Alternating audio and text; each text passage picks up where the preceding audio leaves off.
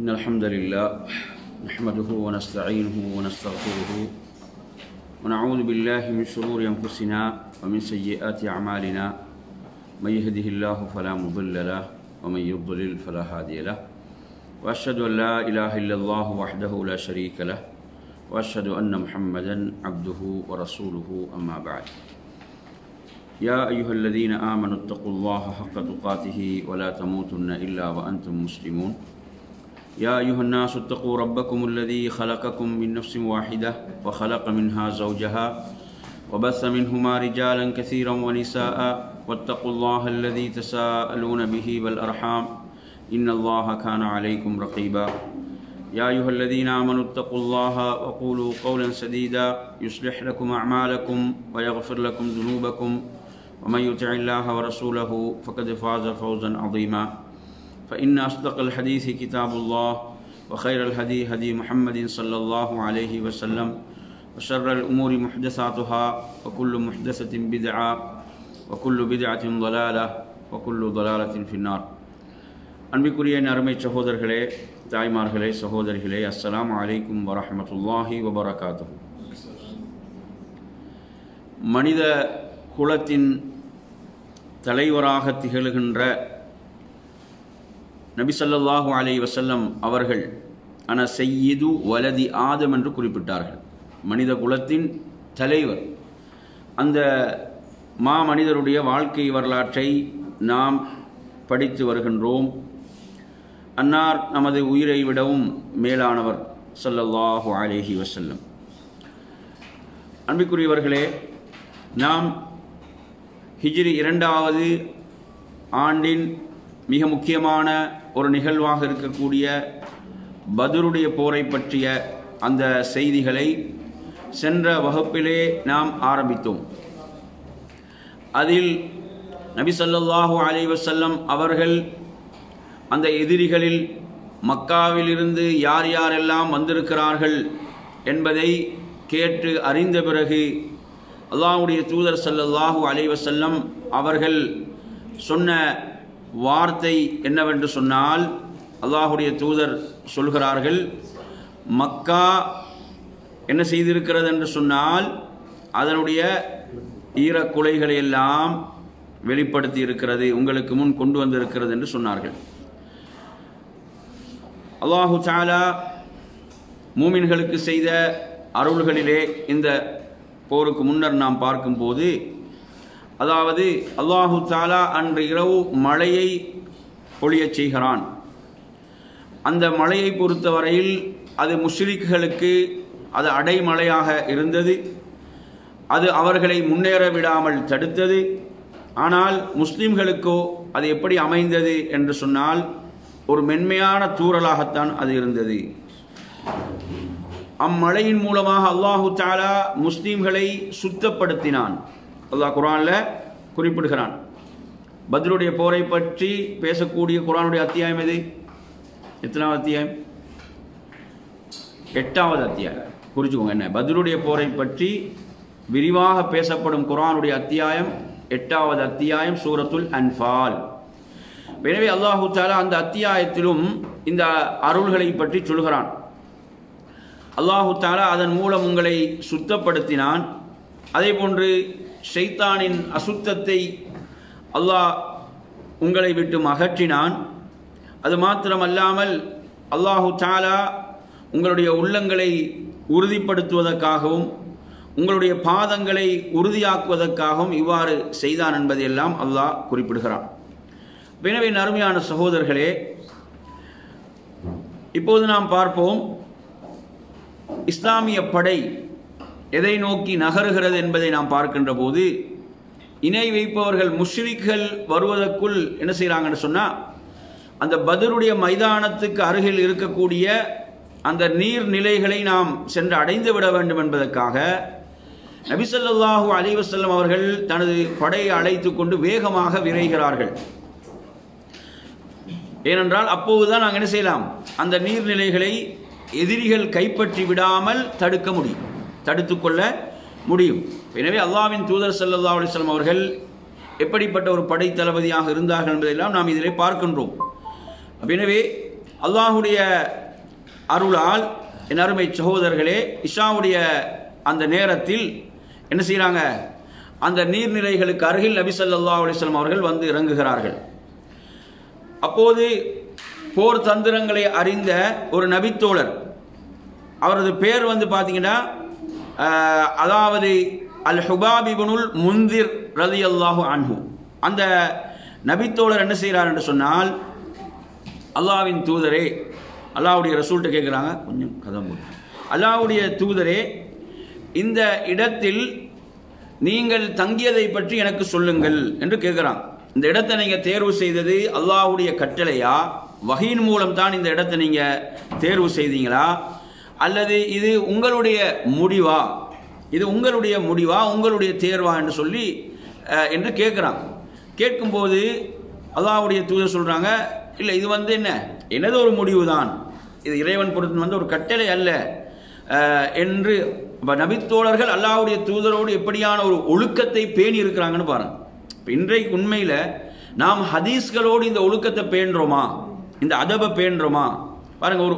ஒரு கருத்தை சொல்வதற்கு முன்னால கூட கேட்குறாங்க, என்ன கேட்குறாங்க, இது அல்லாஹ்வுடைய கட்டளையா அல்லது இது வந்து நீங்களாக விரும்பி நீங்களா தேர்வு செய்தீங்களான்னு கேட்குறாங்க. எனவே எப்படி நபித்தோழர்கள் அல்லாஹ்வுடைய ரசூலோடு நடந்து கொண்டார்கள்.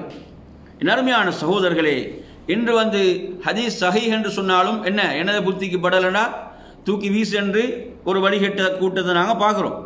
எனவே சுபஹானல்லாஹ், அப்போது அல்லாஹ்வின் தூதர் ஸல்லல்லாஹு அலைஹி வஸல்லம் அவங்க சொல்கிறாங்க, இது நானாக தேர்வு செய்த ஒரு விடயம் என்று சொல்லும்போது அவங்க சொல்கிறாங்க, இது நாம் தங்குவதற்கு உகந்த இடமல்ல யா ரசூலல்லாஹ், நீங்கள் மக்களை அழைத்து கொண்டு புறப்படுங்கள், நாங்கள் வந்து குறைஷிகளுக்கு அருகிலே உள்ள அந்த நீர்நிலைகளுக்கு சென்று நாம் என்ன செய்வோம், தங்குவோம். பிறகு நாம் என்ன செய்வோம், அங்குள்ள மற்ற அனைத்து நீர்நிலைகளையும் நாம் அழித்து விடுவோம். இது போர், இது யுத்தம், புரியுதா அவங்க சொல்றது.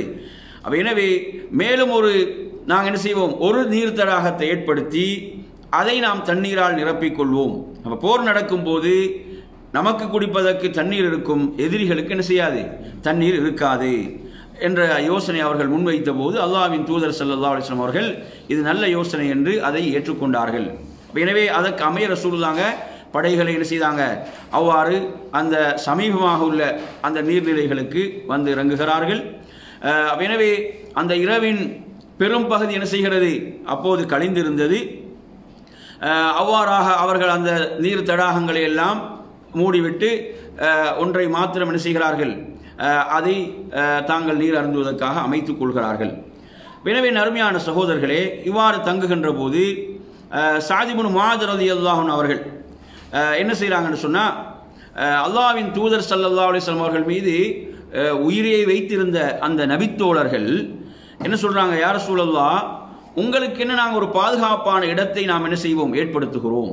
உங்களுக்கு என்ன ஒரு பாதுகாப்பான ஒரு இடத்தை நாங்கள் ஏற்படுத்துகிறோம்.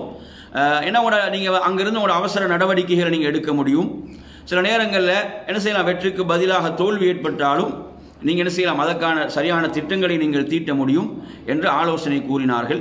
அந்த ஆலோசனையை வந்து எப்படி சொல்கிறாங்கன்னு பாருங்கள். அல்லாஹ்வுடைய ரசூலே, உங்களுக்கு உயரமான ஒரு வீட்டை போன்று நாம் ஒன்றை என்ன செய்கிறோம், அமைக்கிறோம். அதில் நீங்கள் என்ன செய்யுங்க, தங்கிக் கொள்ளுங்கள். உங்களுக்கு தேவையான வாகனங்களையும் நாம் அதற்கு அருகில் ஏற்பாடு செய்கிறோம். நாங்கள் ஏற்பாடு செய்கிறோம். எனவே அன்று நாளை வந்து என்ன செய்யும், எதிரிகளை சந்திக்கின்ற போது அல்லாஹ் நம்மை மிகைக்க வைத்தால் அல்ஹம்துலில்லாஹ், நமக்கு வெற்றி அளித்தால் அது நாம் விரும்பியவாறே நடந்ததாக அமையும். மாற்றமாக ஏதாவது நடந்தால் நீங்கள் என்ன செய்யலாம், பின்னால் உள்ள எமது கூட்டத்தாரோடு நீங்கள் சேர்ந்து கொள்ளலாம். ஏன்னா எல்லோரும் பத்ருக்கு என்ன செய்யலை, பத்ர் போருக்கு வரலை, எல்லோரும் வரவில்லை. ஏன்னா அது போராக இல்லை என்ற காரணத்தால் ஒரு வியாபார கூட்டத்தை தடுப்பது தான் அங்கு நோக்கமாக இருக்கிறது. எனவே இங்கு பலர் வரவில்லை என்று சொல்லிவிட்டு அவர் சொல்றார் பாருங்க, எங்களை விட அவர்கள் உங்களை அதிகம் நேசிக்கக்கூடியவர்கள். யார் மதீனால இருக்கிறாங்களே அவங்க எங்களை விட அதிகம் நேசிக்கக்கூடியவர்கள். நீங்கள் போரை சந்திப்பீர்கள் என்று தெரிந்திருந்தால் நிச்சயமாக என்ன செய்திருப்பாங்க, நிச்சயமாக வந்திருப்பார்கள், அவர்கள் பின்தங்கி இருக்க மாட்டார்கள் என்று அவர் சொல்லிவிட்டு சொல்றாங்க. நீங்கள் போரில் எதிர்பாராத விதமாக தோல்வி ஏற்பட்டு நீங்கள் மதீனாவுக்கு சென்றாலும் அவர்கள் உங்களை பாதுகாப்பார்கள், உங்களோடு உண்மையாக நடந்து கொள்வார்கள், உங்களுக்கு ஆதரவாக போரும் புரிவார்கள்.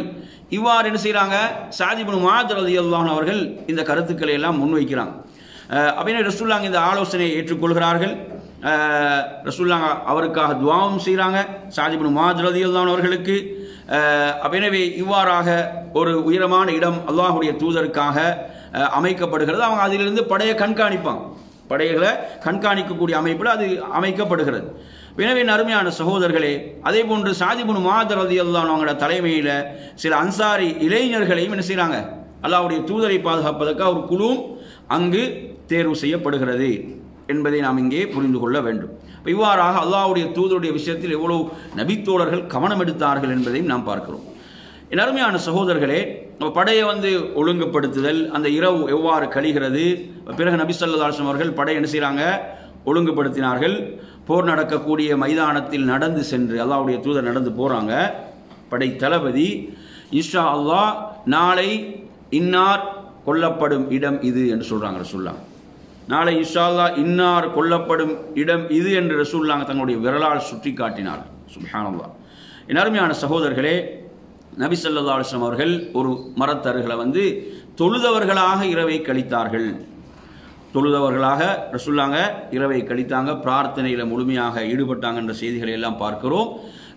எனவே முஸ்லீம்களும் மிகுந்த நம்பிக்கையோடும் மன அமைதியோடும் என்ன செய்கிறாங்க, காலையில் தங்கள் இறைவனின் நற்செய்தியை கண்கூடாக பார்த்து கொள்ளலாம் என்ற ஆதரவோடு இரவை கழிக்கிறார்கள் என்பதை பார்க்கிறோம். என் அருமையான சகோதரர்களே, அல் குர்ஆனில் நீங்கள் பாருங்கள், 8வது அத்தியாயம் 11வது வசனம், இதெல்லாம் சூரத்துல் அன்ஃபால், பத்ர் யுத்தத்தை பற்றி பேசக்கூடிய அத்தியாயம்.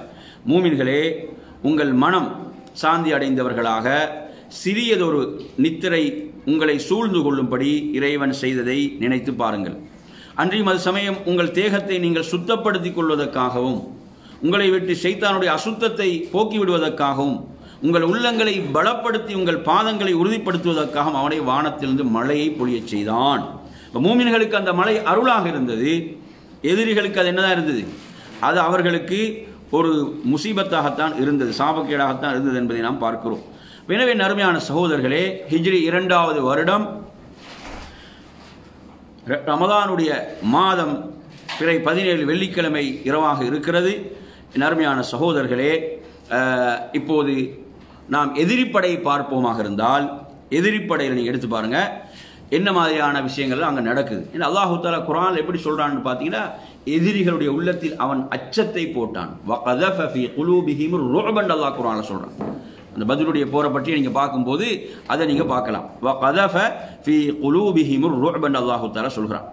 என் அருமையான சகோதரர்களே, எனவே இப்போது நாம் பார்ப்போம், இந்த எதிரி படையை நீங்கள் எடுத்து பார்த்தீங்கன்னு சொன்னால், அவர்கள் அந்த பள்ளத்தாக்குடைய மேற்பகுதியில் அவருடைய கூடாரங்களை அமைத்து கொண்டு இரவை கழிக்கிறார்கள். காலை விடிந்தவுடன் அவர்கள் என்ன செய்கிறார்கள், அந்த பத்ர் படை அந்த பள்ளத்தாக்கு அருகில் உள்ள ஒரு மணல் முகட்டுக்கு அருகில் அவர்கள் வருகிறார்கள்.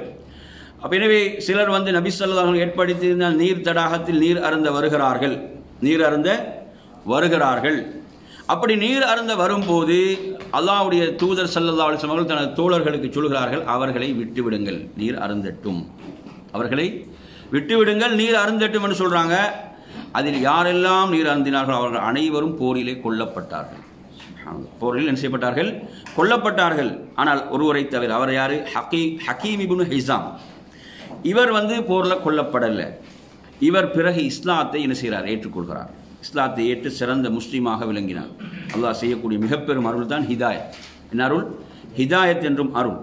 எனவே அவர் சத்தியம் செய்ய அவருக்கு ஏதாவது ஒரு சூழ்நிலை ஏற்படுமாக இருந்தால், அந்த நபித்தோழருக்கு ஹக்கீம் இப்னு ஹிஸாம் ரலியல்லாஹு அவர்களுக்கு சத்தியம் செய்வதற்கு ஏதாவது அவசியம் ஏற்பட்டால் அவங்க இப்படி சொல்லித்தான் சத்தியம் செய்வார்களாம். எப்படி? பத்ர் போரில் என்னை காப்பாற்றிய இறைவன் மீது சத்தியமாக, பத்ர் போரில் என்னை காப்பாற்றிய மீது சத்தியமாக என்றுதான் சொல்லி சத்தியம் செய்வார்கள். எனவே அருமையான சகோதரர்களே, அவரோடு நீர் அருந்திய அனைவரும் கொல்லப்பட்டு விட அவருக்கு மட்டும் அல்லாஹ் என்ன செய்கிறான், ஹிதாயத்தை அருள்கிறான் என்று சொன்னால் அவர் தப்பித்து விடுகிறார் என்றால் அல்லாஹ்வுடைய மிகப்பெரிய அருளா இல்லையா? எனவே அருமையான சகோதரர்களே, எனவே இப்போ இந்த குறைஷிகள் என்ன செய்கிறாங்க, முஸ்லீம்களுடைய படையை பார்க்கிறார்கள். இதில் பார்த்தீங்கன்னு சொன்னால் உமைர் இப்னு வஹப் இந்த முஸ்லீம்களுடைய படையை பார்ப்பதற்காக என்ன செய்கிறார், வருகிறார்.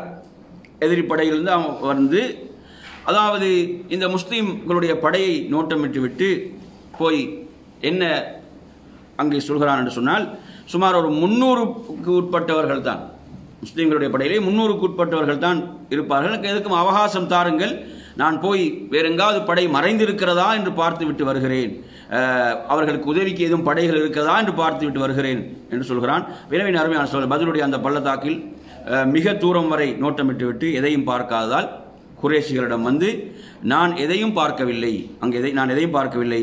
ஆனால் குறைஷி கூட்டத்திடம் அல்லாஹ் சொல்றானே, அல்லாஹ் அந்த உள்ளங்களில் பயத்தை போட்டான்.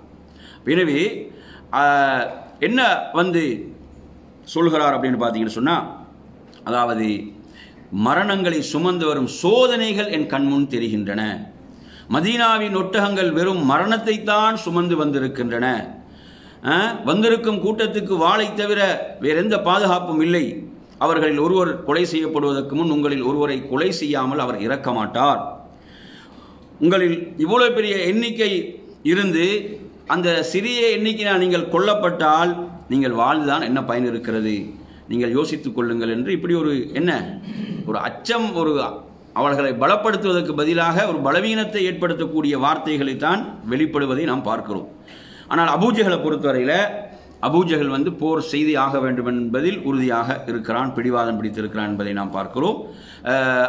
அப்போது நீங்கள் எடுத்து பார்த்தீங்கன்னு சொன்னால், இந்த சந்தர்ப்பத்தில் ஹக்கீம் இப்னு ஹிசாம் இவர் ஒரு முயற்சி எடுக்கிறார். என்ன முயற்சின்னு பாருங்க, போர் வந்து நடக்காமல் இருப்பதற்கான ஒரு முயற்சி, போரை தடுப்பதற்கான ஒரு முயற்சியை மேற்கொள்கிறார். அவர் யாரை போய் சந்திக்கிறார்டா, உத்பத் இப்னு ரபியாவை சந்திக்கிறார். எதிரி படையில் இருக்கக்கூடிய தளபதிகள் ஒருவர் உத்பத் இப்னு ரபியாவை சந்தித்து, உத்பாவே, நீங்கள் வந்து குறைஷிகள் ஒரு பெரியவர், தலைவர், உங்களுடைய சொல்லுக்கு என்ன செய்வார்கள், இந்த குறைஷியர்கள் கட்டுப்படுவார்கள். எனவே நீங்கள் வந்து உங்களுக்கு காலம் காலமாக புகழ் கிடைக்கக்கூடிய ஒரு விஷயத்தை உங்களுக்கு சொல்லட்டுமா என்று சொல்லிவிட்டு என்ன சொல்லவார்கள் என்று கேட்குறாங்க. ஹக்கீம் சொல்றார், நீங்கள் மக்களை அழைத்து கொண்டு திரும்பி விடுங்கள். நீங்கள் என்ன செய்யுங்க, மக்களை அழைத்து கொண்டு திரும்பி விடுங்கள். அந்த சரியா நஹ்லாவில் ஒருத்தர் கொல்லப்பட்டார், நாங்கள் பார்த்தோமே, அந்த அப்துல்லா இப்னு ஜஹஷ் அந்த ஒரு படையில், அதில் வந்து எதிரிகள் ஒருவர் கொல்லப்பட்டார். எதிரிகள் ஒருவர் என்ன செய்யப்பட்டார், கொல்லப்பட்டார். உமது நண்பர் அம்ர் இப்னு ஹவ்லமியின் விஷயத்துக்கு நீர் பொறுப்பெடுத்துக் கொள் என்று கூறுகிறார். இதற்கு நான் அவ்வாறே செய்கிறேன், அதற்கு நான் பொறுப்பெடுத்துக் கொள்கிறேன், அதற்கு நான் பொறுப்பாக இருக்கிறேன். அம்ர் என்னுடைய நண்பர் தான், எனவே அவருடைய கொலை குற்றப்பரிகாரத்தையும் அவருக்கு ஏற்பட்ட பொருள் சேதத்தையும் நானே கொடுத்து விடுகிறேன் என்று உத்பா கூறுகிறார். எனவே பிறகு அபூஜஹல் நீங்க போய் பின்பு நீங்கள் அபூஜஹலிடம் போய் இந்த விஷயத்தை பேசி வாருங்கள் என்று உத்பா ஹக்கீம் இப்னு ஹிசாமிடம் சொல்கிறார். எனவே இவ்வாறாக சொன்னவுடன் என்ன செய்கிறார் என்று சொன்னால், இந்த உத்பா மக்களுக்கு ஒரு உரையை நிகழ்த்துகிறார். இவர் ஹக்கீம் இப்னு ஹிசாமை அபூஜஹல்ட்ட அனுப்பி வைக்கும் போது அவர் ஒரு உரையை நிகழ்த்துகிறார். குறைஷி கூட்டத்தினரை, நிச்சயமாக நீங்கள் முஹம்மதிடமும் அவரது தோழர்களிடமும் சண்டையிட்டு என்ன செய்ய போகிறீர்கள், அதனால் உங்களுக்கு என்ன லாபம்? நீங்கள் அவர்களுக்கு ஏதாவது தீங்கு செய்தால் நாளை உங்களுக்கு எவ்வளவு பெரிய வெறுப்பு ஏற்படும். நம்மில் யார் ஒருவர் அவர்களில் ஒருவரை கொலை செய்தாலும் அவர் தனது ஒன்று விட்ட யார் தான், சகோதரராக, தாய் மாமன்களின் பிள்ளைகளாக, நெருக்கமான உறவினர்கள் ஒருவராகத்தான் இருப்பார். நீங்கள் உங்கள் மூலம் கொல்லப்படுவார்கள். எனவே நீங்கள் முகம்மதை ஸல்லல்லாஹு அலைஹி வஸல்லம் அந்த அரபியர்களுக்கு மத்தியிலே விட்டுவிட்டு நீங்கள் திரும்பி சென்று விடுங்கள். அவர்கள் முகம்மதை கொலை செய்தால் ஸல்லல்லாஹு அலைஹி வஸல்லம் நீங்கள் நாடியது நடந்துவிடும், இல்லை என்றால் அதற்கு மாற்றமாக நடந்தால் நீங்கள் விரும்பாதது நடந்ததாக இருக்கட்டும். அடுத்து ஹக்கீம் இப்னு ஹிசாம் என்ன செய்கிறாரு, அபூஜஹல்ட்ட வந்து அப்போது அபூஜஹல் தனது கவச ஆடையை சரி செய்து கொண்டிருக்கிறான். வந்து அபுல் ஹக்கமே என்று அழைத்து உத்பா இவ்வாறு சொன்ன விஷயங்களை எல்லாம் சொல்லுகின்ற போது அபூஜஹல் அல்லாஹ் மீது ஆணையாக முஹம்மதை அவரது தோழர்களையும் பார்த்து உத்பா பயந்ததால் தான் என்ன செய்கிறார், இவ்வாறு சொல்கிறார். அவரது உள்ளம் நடுங்குகிறது, அதனால் தான் இவ்வாறு அவர் வந்து என்ன செய்கிறாரு, கூறுகிறார் என்று சொல்லிவிட்டார். அல்லாஹ் வந்து எமக்கும் முகம்மதுக்கும் மத்தியில் தீர்ப்பளிக்காத வரை நாங்கள் இந்த இடத்தை விட்டு நகர மாட்டோம் என்று அபூஜஹல் உறுதியாக சொல்கிறான். எனவே அடுத்து அபூஜஹல் என்ன சொல்கிறான் என்று சொன்னால், உத்பா கூறியது அவரது அசல் நோக்கம் அல்ல, மாறாக என்னவென்றால், அதாவது அபூ ஹுதைஃபா என்பவர் யார், அந்த உத்பாவுடைய மகன். அவர் வந்து இஸ்லாத்தை ஏற்றுக்கொண்டிருக்கிறார். அவரை அவர் என்ன செஞ்சிட்டாரு, பாப்பா மகனை அந்த முகம்மதுடைய கூட்டத்தோடு பார்த்திருப்பார், படையோடு பார்த்திருப்பார் ஸல்லல்லாஹு அலைஹி வஸல்லம். அவரோடு பார்த்து விட்ட காரணத்தால் தான் என்ன மகன் மீது அன்பு கொண்டு இவர் என்ன செய்கிறாரு, இப்படி சொல்கிறார் என்று அபூ ஜஹல் இப்படி கூறுகிறான். எனவே அருமையான சகோதரர்களே, எனவே இவ்வாறு சொன்னவுடன் இதை உத்பாவுக்கு அறிந்து அவர் கொதிக்கிறார். என்ன செய்கிறாரு, அந்த உத்பாவை கொதிக்க ஆரம்பிக்கிறான். எனவே அருமையான சகோதரர்களே, அந்த நேரத்தில் நீங்கள் பார்த்தீங்கன்னு சொன்னால், அதாவது அபூ ஜஹல் வீரனா நான் வீரனா என்று பார்ப்போம் என்று உத்பா கூறியதாக எல்லாம் அதில் செய்திகள் வருகிறது. எனவே அப்துல்லா இப்னு ஜஹஷ் ரலியல்லாஹு அந்த அவங்க ஒரு படை போய் என்ன செஞ்சாங்க, ஒருத்தரை கொண்டாடுன்னு பார்த்து தானே, அந்த அவருடைய அந்த அம்ர் இப்னு ஹதுரமியுடைய சகோதரர் ஆமிர் இப்னு ஹதுரமியை அழைத்து வர செய்து அபூ ஜஹல் சொல்கிறான், நீங்கள் மக்களிடம் சொல்லுங்கள், என சகோதரர் இப்படி அநியாயமாக கொல்லப்பட்டிருக்கிறார், நாம் போர் செய்ய வேண்டும், பழி தீர்க்க வேண்டும் என்று சொல்லுங்கள் என்று அபூ ஜஹல் சொல்கிறான். எனவே அவரும் எழுந்து என்ன செய்கிறார், மக்களுடைய உணர்வை எவ்வாறு அதை கிளற ஆரம்பிக்கிறார். எனவே மக்கள் எல்லாம் மறுபடியும் நாம் போர் செய்வோம், நாங்கள் என்ன செய்வோம், போர் செய்வோம் என்று அவர்கள் கொதித்தெழுகிறார்கள். எனவே அபூ ஜஹல் இதிலே உறுதியாக இருக்கிறான், அதில் வெற்றி காணுகிறான். அபூ ஜஹல் என்ன செய்கிறான், அதில் வெற்றி காணுகிறான் என்பதை நாம் பார்க்கிறோம். எனவே இப்போது நாம் அடுத்ததாக பார்ப்போம், அதாவது படை நேருக்கு நேர் மோதக்கூடிய இந்த நேரம். இப்போ குறைஷிகள் மைதானத்துக்கு, பத்ருடைய அந்த மைதானத்துக்கு குறைஷிகள் வருகிறார்கள். அந்த குறைஷி படையும் இஸ்லாமிய படையும் என்ன செய்து நேருக்கு நேர் அங்கே சந்திக்கிறது.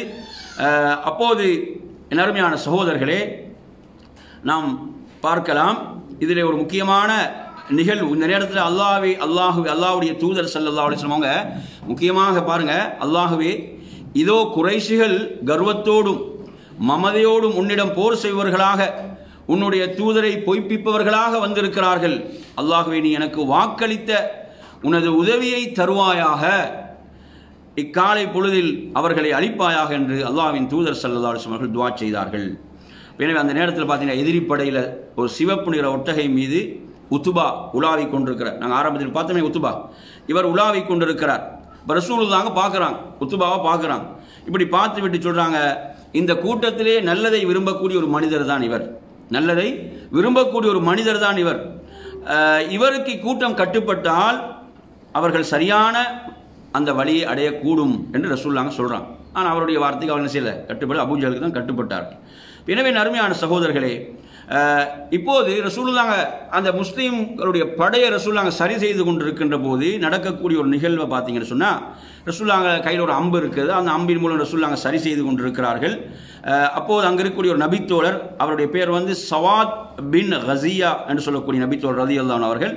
அவங்க அந்த அந்த அணியில் வந்து கொஞ்சம் சற்று அவங்க முன்னால் நிற்கிறான். அப்படி முன்னால் நிற்கும் போது ரசூலுல்லாஹ் என்ன செய்கிறாங்க, அவரோட வயிற்றில் வந்து அம்பால் அப்படி லேசாக குத்தி சவாதியை சரியாக நிற்பீராக அப்படின்னு சொன்ன உடனே யார் சொல்ல, எனக்கு வலியை உண்டாக்கி விட்டீர்கள், வேதனை உண்டாக்கி விட்டீர்கள் என்று சொல்லி நான் உங்களிடம் பழி வாங்க வேண்டும் என்றார். ரசூலுல்லாஹ் தனது வயிற்று பகுதியை அப்படியே திறக்கிறாங்க. அவர் என்ன செய்கிறாங்க, சவாதியை பழி தீர்த்துக்கொள் என்று அல்லாஹ்வுடைய தூதர் சொல்கின்ற போது அல்லாஹ்வுடைய தூதருடைய அந்த வயிற்று பகுதி அவரை கட்டி அணைத்து அவர்கள் முத்தமிட்டார்கள். சுப்ஹானல்லாஹ். அப்போ எனவே அந்த நேரத்தில் பார்த்தீங்கன்னு சொன்னால் அல்லாஹ்வுடைய தூதர் கேட்கிறார்கள், ஏன் இவ்வாறு செய்தீர்கள்? அவர் சொல்கிறாரு, இதோ நாம் இருக்கக்கூடிய இந்த நிலையில் நாங்கள் ஷஹீதாக்கப்படுவோமா, திரும்பி செல்வோமா என்று தெரியாத ஒரு நிலையில் நாம் இருக்கிறோம். எனவே இறுதியாக எனது மேனி உங்களுடைய மேனியை தொட வேண்டும் என்று நான் ஆசைப்பட்டேன். இப்போது ரசூலுல்லாஹ் அந்த நபித்தோழருக்காக துஆ செய்தார்கள் என்பதையும் பார்க்கிறோம். எனவே அருமையான இவ்வாறாக அந்த அணிகள் சரி செய்த பிறகு நபி ஸல்லல்லாஹு அலைஹி வஸல்லம் அந்த படை தளபதி கட்டளைகளை பிறப்பிக்கிறார்கள். அதில் அல்லாஹ்வுடைய தூதர் சொல்கிறாங்க, எனது இறுதி கட்டளை வரும் வரை நீங்கள் போரை தொடங்கக்கூடாது, போரை ஆரம்பிக்கக்கூடாது. அவர்கள் உங்களை நெருங்கும் போது அவர்களை நோக்கி நீங்கள் அம்புகளை எறியுங்கள். அதே சமயம் அம்புகள் அனைத்தையும் எரிந்து விடாமல் என்ன செய்யுங்க, பார்த்து கொள்ளுங்கள், கொஞ்சம் மீதமாக வைத்துக் கொள்ளுங்கள். அவர்கள் உங்களை சூழ்ந்து கொள்ளும் வரை நீங்கள் வாட்களை உருவாதீர்கள் என்ற செய்தி அபூதாவுதில் இடம்பெறுகிறது. நறுமையான சகோதரர்களே, நபி ஸல்லல்லாஹு அலைஹி வஸல்லம் அவர்களும் அபூபக்கர் ரலியல்லாஹு அன்ஹு என்ன செய்கிறாங்க, அவங்களுக்கு அமைக்கப்பட்ட அந்த உயர்ந்த அந்த உயர்வான பகுதி அந்த வீட்டுக்கு செல்கிறார்கள். அதிலே ஸஅத் இப்னு முஆத் ரலியல்லாஹு அவர்கள் பாதுகாப்புக்காக என்ன செய்கிறாங்க, படையோடு வீட்டை சுற்றி பாதுகாப்பில் அவங்க ஈடுபட்டு கொண்டிருக்கிறார்கள். இந்த நேரத்தில் அபூ ஜஹலும் அல்லாஹ்விடத்தில் துஆ செய்கிறான். யாரு? அபூ ஜஹலும் என்ன செய்கிறான்? அல்லாஹ்விடத்தில் பிரார்த்தனை செய்தான். அல்லாஹ்வே, அவனுடைய துவா பாருங்கள், அல்லாஹ்வே எங்களில் உறவுகளை அதிகம் துண்டிப்பவர், நாங்கள் அறியாததை எங்களுக்கு மார்க்கமாக கொண்டு வந்தவர், அவரை இன்று அழித்துவிடு என்று அவன் துவா செய்யலாம். புரிஞ்சா?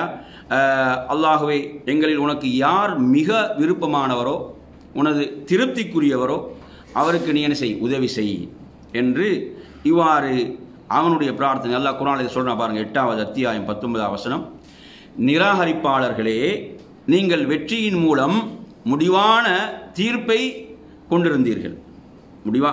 அந்த தீர்ப்பை நீங்கள் செய்யுங்க, அந்த தீர்ப்பை நீங்கள் தேடிக்கொண்டிருக்கிறீங்க. அந்த வெற்றியின் மூலம் முடிவான ஒரு தீர்ப்பு கிடைக்க வேண்டும் என்று தேடிக்கொண்டிருந்தீர்கள். நிச்சயமாக அதில் வெற்றி உங்கள் முன் வந்துவிட்டது. அந்த வெற்றி, நீங்கள் தேடிக்கொண்டிருந்த வெற்றி உங்கள் முன் வந்துவிட்டது. எனினும் அது உங்களுக்கு அல்ல. அது யாருக்கல்ல? அது உங்களுக்குரிய வெற்றி அல்ல, அது மூமின்களுக்குரிய வெற்றி. அது யாருக்குரிய வெற்றி? மூமின்களுக்குரிய வெற்றி. அவர்கள்தான் உங்களை வெற்றி கொள்வார்கள். ஆகவே விஷமம் செய்வதிலிருந்து இனியேனும் நீங்கள் விலகிக் கொண்டால், குழப்பம் செய்வதை நீங்கள் இனியேனும் நீங்கள் விலகிக் கொண்டால் அது உங்களுக்கே நன்று. இனியும் நீங்கள் அதாவது குழப்பம் செய்ய முன்வரும் பட்சத்தில் நாமும் என்ன செய்வோம்? முன்வருவோம்.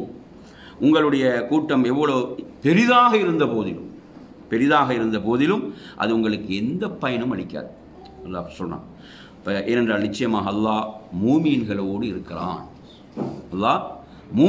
இருக்கிறான். எனவே நாங்கள் சூரத்துல் அன்ஃபால் அத்தியாயம் படிக்க வேண்டிய ஒரு அத்தியாயம், பத்ருடைய போரை பற்றிய செய்திகள். எனவே அருமையான சகோதரர்களே, அப்போ நேரம் நெருங்குகிறது. அந்த சண்டை போர் மூலக்கூடிய அந்த நேரம் நெருங்கி கொண்டிருக்கிறது. அப்போது நீங்கள் பார்த்தீங்கன்னா, அஸ்வத் இப்னு அப்துல் அசத், இவன் மஹ்சூமி என்ற கோத்திரத்தை சேர்ந்த ஒருவன். அதாவது இவன் போருடைய தீயை மூட்ட ஆரம்பிக்கிறான். இவன் என்ன செய்கிறான்னு சொன்னால், மிக மோசமானவனாக இருக்கக்கூடிய ஒருவன்.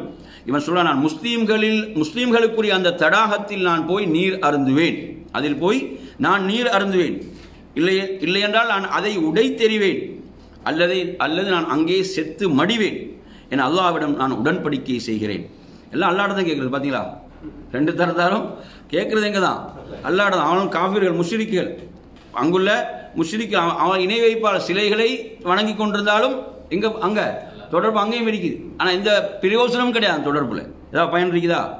அல்லாஹ்வை நீங்கள் முழுமையாக வணங்கி அல்லாஹ் தான் வணக்கத்துக்குரிய, நான் அல்லாஹ்வை தவிர வேறு யாரும் இல்லை என்று மற்ற அனைத்தையும் நிராகரித்து ஒருவன் என்ன செய்யணும்? இஸ்லாத்துக்குள் நுழைய வேண்டும். எனவே நறுமையான சகோதரர்களே, இவ்வாறு அவன் கூறிக்கொண்டு அவன் என்ன செய்கிறான் என்று சொன்னால், அவன் தனது படையிலிருந்து வெளியேறி அந்த தடாகத்தை அவன் நெருங்கும் போது ஹம்சா ரலியல்லாஹு அவன் என்ன செய்கிறாங்க? வாளால் அவனை எதிர்கொண்டு அவனது அந்த பாதத்துடைய அந்த கெண்டைக்கால் பகுதி வரை அப்படியே வெட்டுகிறார்கள். அவன் காலில் இருந்து ரத்தம் சீறி பாய்ந்து தடாகத்துக்கு அருகில் வந்து அவன் என்ன செய்கிறான்? வருகிறான். தவழ்ந்து அவன் தடாகத்துக்குள் விழுகிறான்.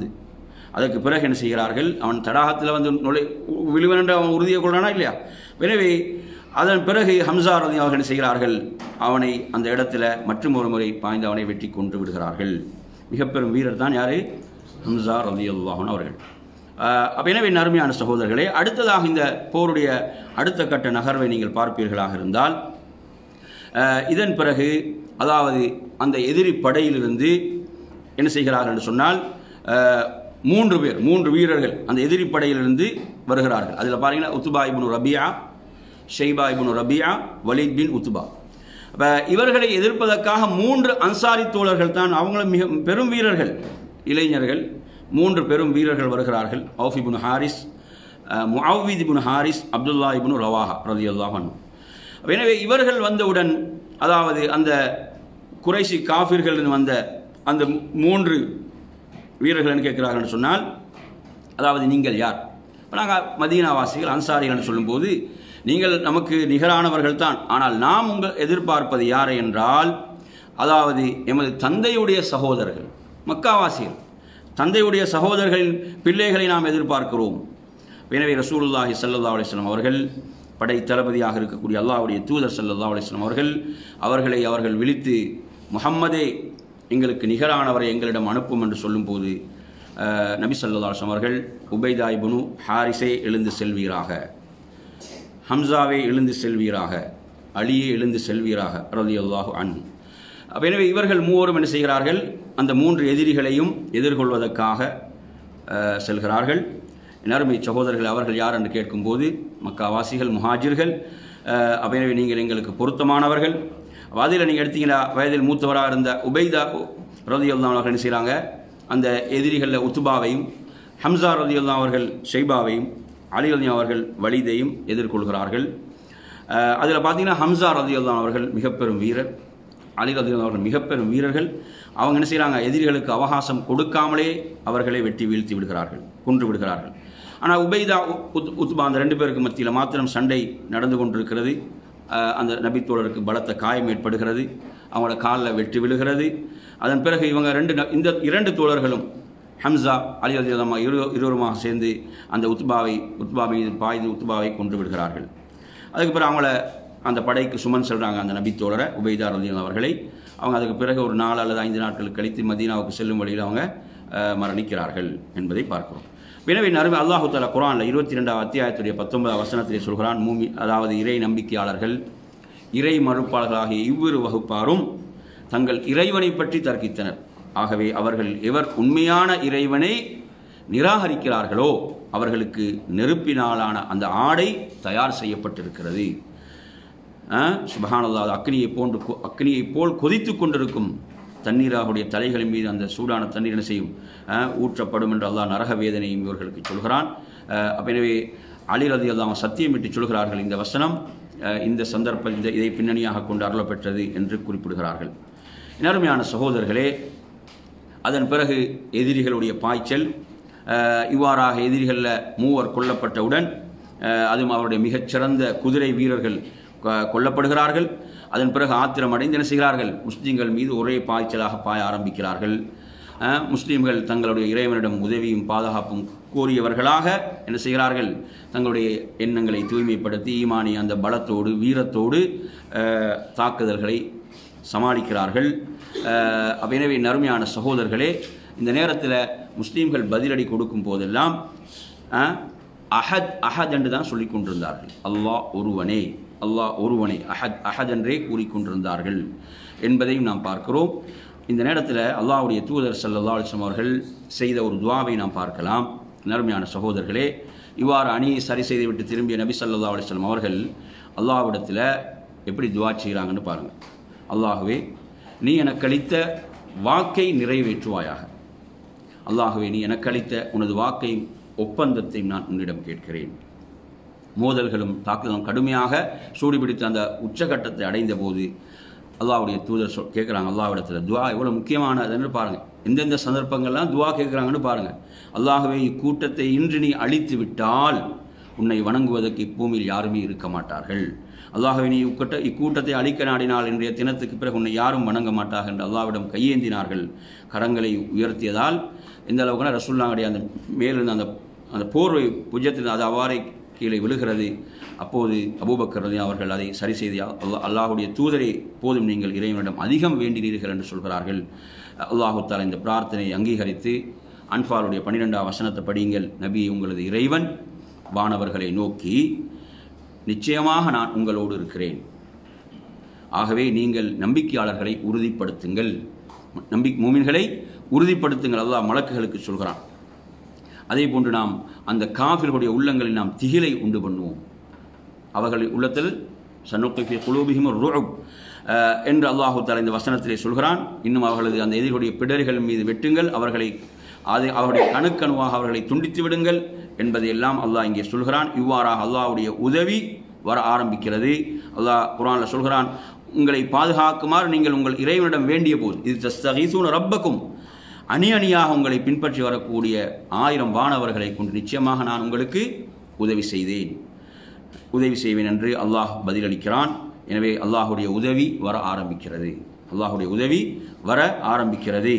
எனவே அந்த அணி அணியாக வானவர்கள் இறங்கிக் கொண்டிருக்கிறார்கள். சுப்ஹானல்லாஹ், மூமின்களுக்கு அல்லாஹ்வுடைய தூதருக்கும் மூமின்களுக்கும் உதவி. அருமையான சகோதரர்களே, நபி ஸல்லல்லாஹு அலைஹி அவர்கள் சற்று தலையை தாழ்த்தி பிறகு அபூபக்கர் ரலியல்லாஹு சொல்கிறார்கள், அபூபக்கரை நீங்கள் நற்செய்தி பெற்றுக்கொள்ளுங்கள், இதோ ஜிப்ரீல் புழுதிகளுடன் காட்சியளிக்கிறார். அபூபக்கரை நற்செய்தி அடைந்து கொள்ளுங்கள், அல்லாஹுடைய உதவி எங்களுக்கு வந்துவிட்டது. ஜிப்ரீல் குதிரையுடைய கடிவாளத்தை இழுத்து வருகிறார். அவர் உடம்பில் புழுதி படிந்திருக்கிறது என்று அல்லாஹ்வுடைய தூதர் ஸல்லல்லாஹு அலைஹி வஸல்லம் கூறுகிறார்கள். எனவே அருமையான சகோதரர்களே, அல்லாஹ்வுடைய தூதர் ஸல்லல்லாஹு அலைஹி வஸல்லம் தனது கவச ஆடை அணிந்தவர்களாக கூடாரத்திலிருந்து வெளியேறி சொல்கிறார்கள், சயுஹ்ஸமுல் ஜம்உ வ யுவல்லூன துபுர் என்ற அந்த அதி சீக்கிரத்தில் இக்கூட்டம் தோற்கடிக்கப்படுவார்கள், பிறகு புறங்காட்டி ஓடுவார்கள். 54வது அத்தியாயத்துடைய 45வது வசனம். என் அருமையான சகோதரர்களே, எனவே இவ்வாறாக அல்லாஹ்வுடைய தூதர் அந்த படை தளபதி தனது படையை ஆர்வப்படுத்துகிறார்கள். இறைவன் புறத்திலிருந்து உதவி வந்துவிட்டது.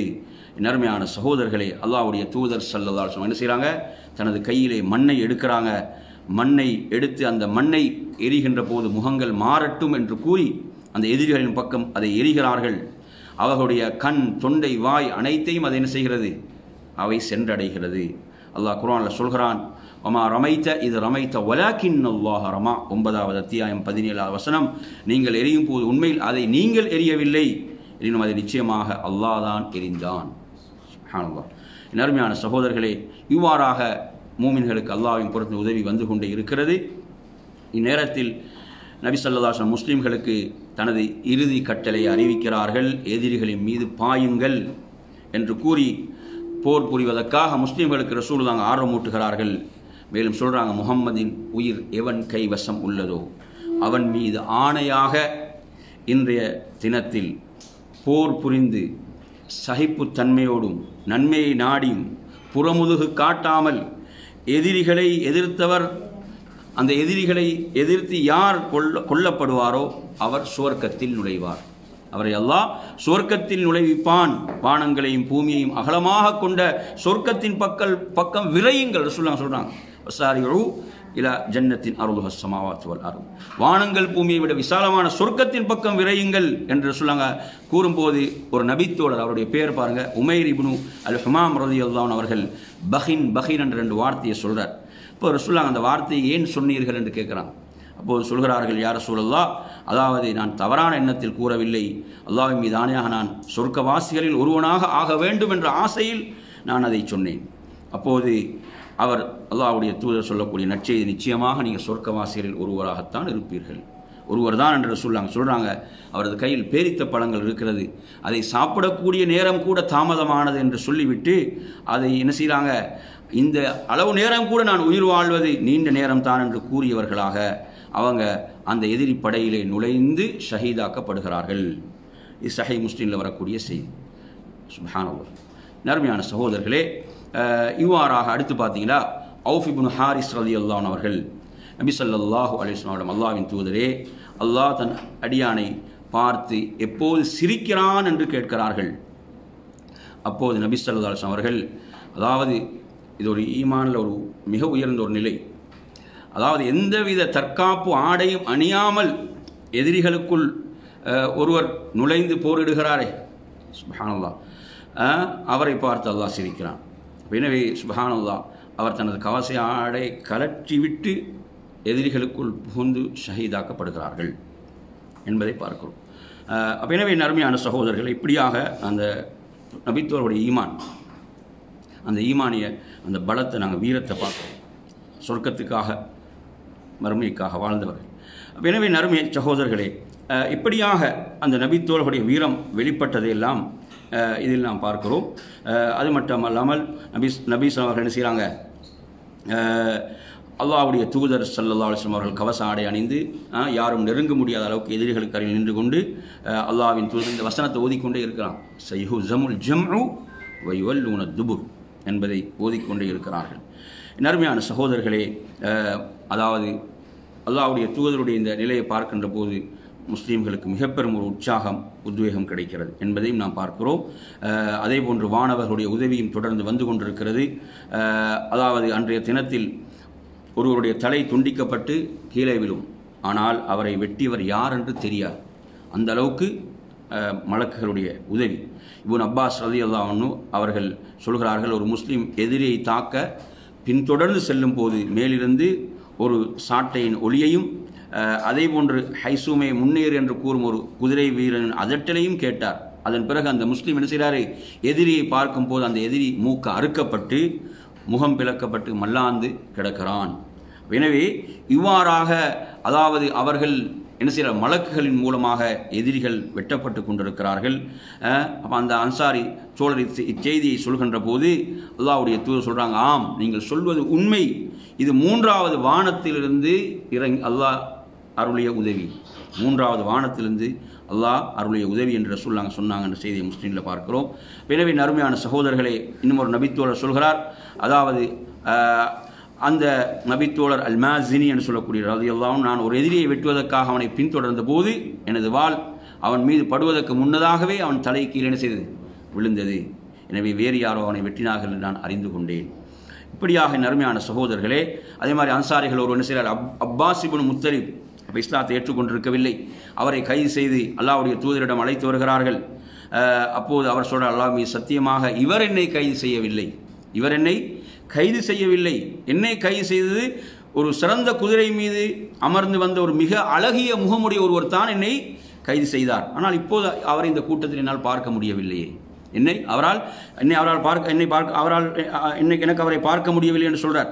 அப்போது அன்சாரி தூதர் சொல்றார், அல்லாஹ்வின் தூதர் நிச்சயம் நான் தான் இவரை கைது செய்தேன் என்று சொல்லும் போது அல்லாஹ்வுடைய தூதர் சொல்கிறார்கள், அமைதியாக இருங்கள், அல்லாஹ் சங்கைமிகு ஒரு மலக்கின் மூலம் உங்களுக்கு உதவி செய்தான், அல்லாஹ் உங்களுக்கு சங்கைமிகு ஒரு மலக்கின் மூலம் உதவி செய்தான் என்று சொல்கிறார்கள்.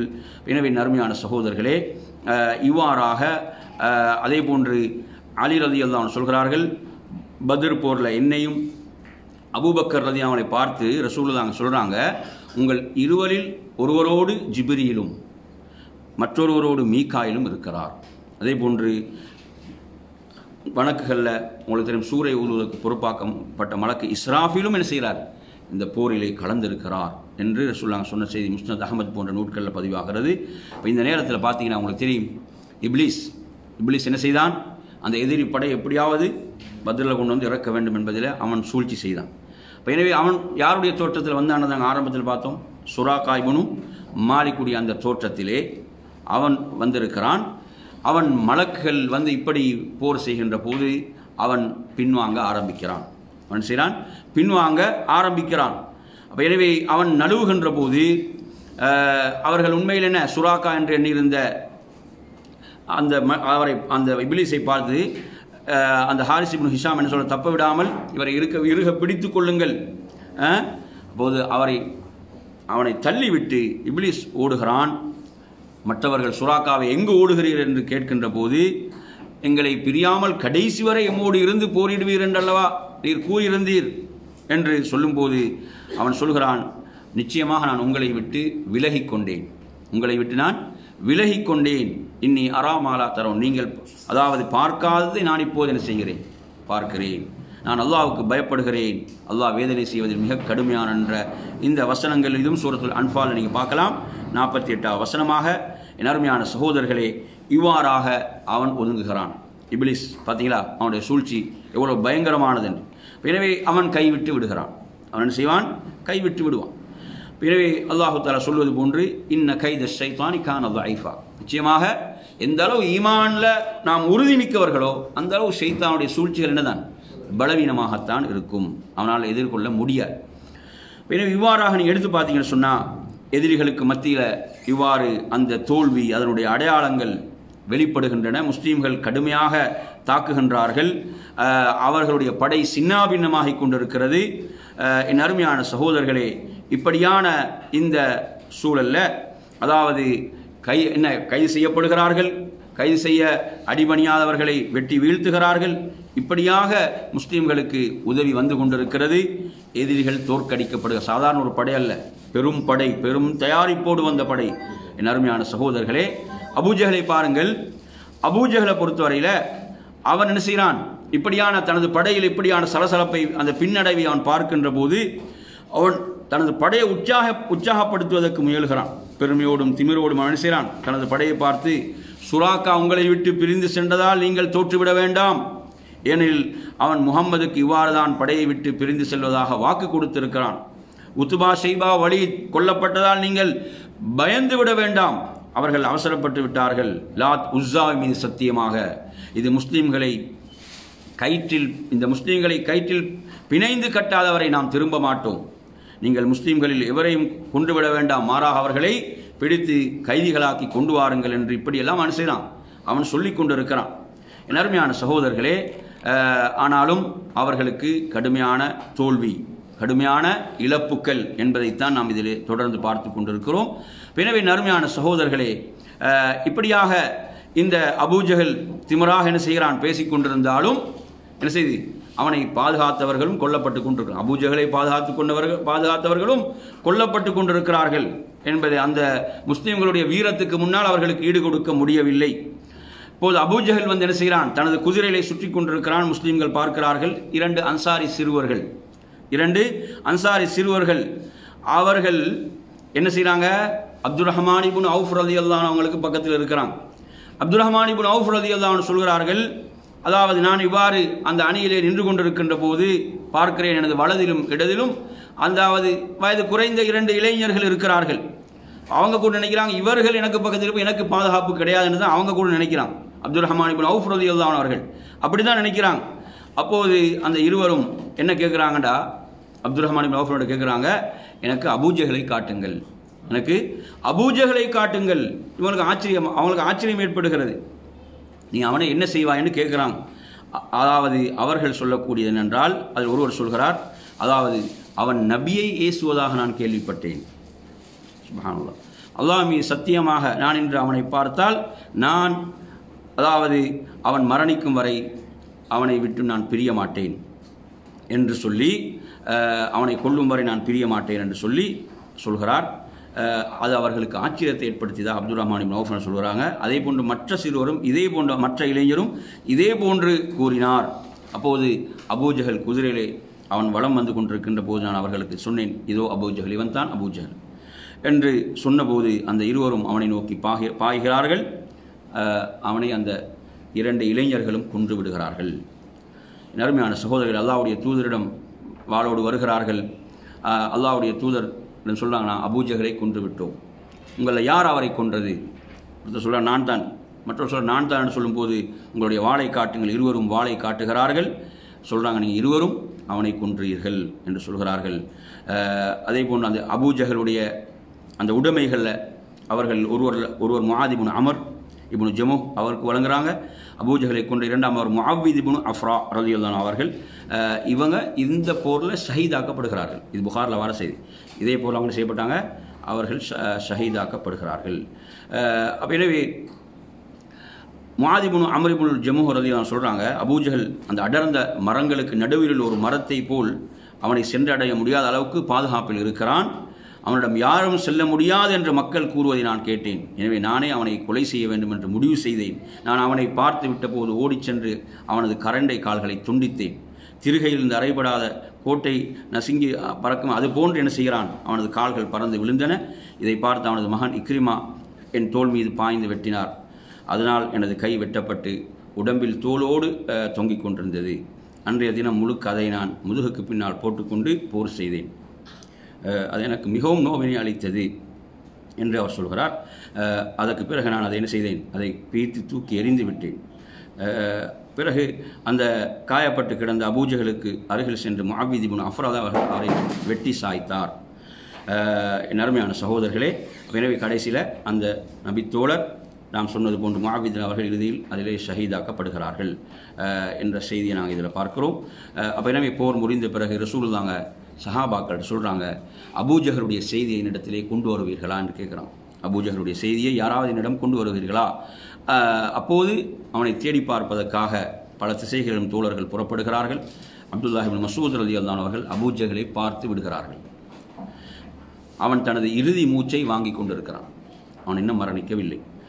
அப்துல்லாஹ் இப்னு மஸ்ஊத் ரலியல்லாஹு அன்ஹு தனது காலை அவனது கழுத்தின் மீது வைத்து அவனது தலையை தனியாக அறுத்தெடுப்பதற்காக அவன் தாடியை பிடித்து, அல்லாஹ்வின் எதிரியே, அல்லாஹ் உன்னை கேவலப்படுத்தி விட்டான் சொல்கிறான். அல்லாஹ் உன்னை கேவலப்படுத்தி விட்டான் அப்படின்னு கேட்கும்போது, அதாவது அபூஜஹல் என்ன சொல்கிறான் தெரியுமா, என்னை அல்லாஹ் எப்படி கேவலப்படுத்துவான்? நீங்கள் கொண்டிருக்கும் மனிதர்களில் என்னை விட உயர்ந்தவர் யார் இருக்க முடியும்? அந்த நேரத்தில் அவங்க அந்த கர்வத்தை, ஆணவத்தை வெளிப்படுத்துகிறான். அல்லது நீங்கள் கொண்டிருக்கும் மனிதர்கள் என்னை விட மேலானவர் யார் இருக்க முடியும் என்று கேட்டுவிட்டு, கேவலம் சாதாரண விவசாயிகளை தவிர்த்து வேறு யாராவது என் இனத்தவர் என்னை கொண்டிருக்க வேண்டுமே என்ன? அதாவது அவன் மதீனாவாசிகளால் கொல்லப்பட்டு அவன் கேவலமாக கருதுறான். என்னை, அதாவது விவசாய பூமி தானே மதீனா, அவர்களை தவிர்த்து இந்த மக்காவாசிகளை கொண்டிருக்க வேண்டும் என்று அவன் அவ்வாறு சொல்கிறான். இன்றைய தினத்தில் வெற்றி யாருக்கு என்று சொல் என்றான். அப்போது அப்துல்லா இப்னு மஸ்ஊத் சொல்கிறாங்க, அல்லாஹ்வுக்கும் அவனது தூதருக்கும் தான் வெற்றி. சுப்ஹானல்லாஹ் என்ன சொல்கிறாங்க? அல்லாஹ்வுக்கும் அவனது தூதருக்கும் தான் வெற்றி என்று சொல்கிறார். அதன் பிறகு அவனது கழுத்து மீது காலை வைத்திருந்த அப்துல்லா இப்னு மஸ்ஊத் பார்த்து சொல்கிறாங்க, ஆடு மேய்த்த பொடியனே என்று சொல்கிறாங்க. நாங்கள் அங்கே மக்கால் என்ன செய்கிறாங்க? ஆடுகளை மேய்த்து கொண்டிருந்தாங்க. நீ மிகுந்த சிரமமான ஒரு இடத்தின் மீது இருக்கிறாய் என்று அறிந்து கொள் என்று கூறினான். அப்துல்லா இப்னு மஸ்ஊத் அபூஜலுடைய தலையை தனியாக வெட்டி எடுத்து அல்லாஹ்வுடைய தூதரிடம், அல்லாஹ்வுடைய தூதரே, இதோ அல்லாஹ்வின் எதிரி அபூஜகளுடைய தலை என்று கூறினார்கள். நபி ஸல்லல்லாஹு அலைஹி வஸல்லம் அல்லாஹ்வை தவிர வணக்கத்துக்குரியவன் வேறு யாரும் இல்லை என்று 3 முறை கூறிவிட்டு, அல்லாஹு அக்பர், அல்லாஹ் மிகப்பெரியவன், அல்லாஹ்வுக்கு எல்லா புகழும், அல்லாஹு அக்பர் என்று அல்லாஹ்வுடைய தூதர் சொல்கிறார்கள். அவன் தனது வாக்கை உண்மைப்படுத்தினான், தனது அடியாருக்கு உதவி செய்தான், எதிரி படைகள் அனைத்தையும் அவன் தோற்கடித்தான் என்று கூறி என்னை அழைத்து சென்று அவனை எனக்கு காட்டுங்கள் என்றார்கள். அப்துல்லா இப்னு மஸ்ஊத் என்ன செய்கிறாங்க? அவனது அந்த உடலை அந்த இருக்கிற இடத்துக்கு சென்றாங்க. ரசூலுல்லாஹ் அதை பார்த்து விட்டு சொன்னார்கள், இவன் தான் இந்த உம்மத்துடைய ஃபிர்அவுன் என்று சொன்னார்கள், இந்த சமுதாயத்துடைய ஃபிர்அவுன் என்று சொன்னார்கள் என்பதை பார்க்கிறோம். அருமையான சகோதரர்களே, பத்ருடைய போர்க்காலத்தில் மூமின்கள் நிகழ்த்திய அதிசயங்கள் என்ற அந்த பகுதியை நாம் இன்ஷா அல்லாஹ் அடுத்த வகுப்பிலே பார்ப்போம் என்று கூறி நிறைவு செய்கிறேன். வஆகிரு தஅவானா அல்ஹம்துலில்லாஹி ரப்பில் ஆலமீன். அஸ்ஸலாமு அலைக்கும் வரஹ்மத்துல்லாஹி வபரகாத்துஹு.